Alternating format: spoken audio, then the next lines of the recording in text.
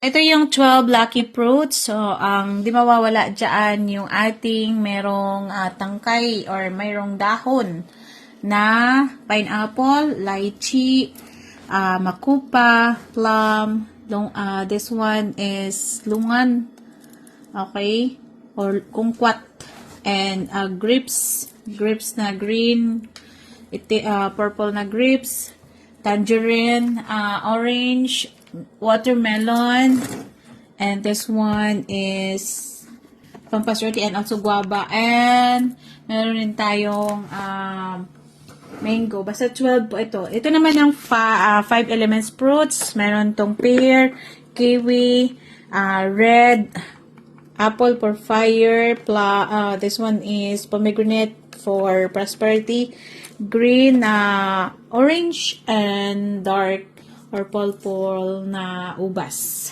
Isa ito sa mga nadako, corn, mani, purple na cabbage, pwede buo, pwede din ganito na kalabasa, and then this one is luya, and tawag dyan taro, or yung ano sa atin, tawag dyan lutia.